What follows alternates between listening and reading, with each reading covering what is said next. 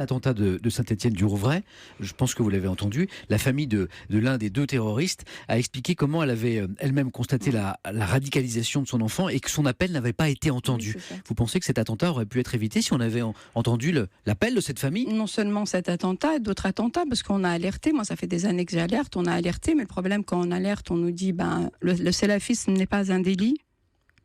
Et le problème qui se passe, ces gens-là ne se cachent pas, en fin de compte, sous couvert d'association. Oui. Par exemple, comme pour les cours d'arabe. Sous couvert d'association, on sait que c'est des cours coraniques, et ce ne sont pas des cours d'arabe, mais tout le monde le sait. Vous mettez en garde d'ailleurs contre ces cours d'arabe. Et tout le monde sait que ce sont des cours d'arabe. Par exemple, on a un exemple. Par exemple, on a une association dans notre ville, Oui. où par exemple, quand vous allez... On est à Sevran, c'est ça ? À Sevran, quand vous allez inscrire votre enfant pour faire les cours qui disent arabe mais qui sont coraniques, par exemple, la maman n'a pas le droit de rentrer pour inscrire son enfant.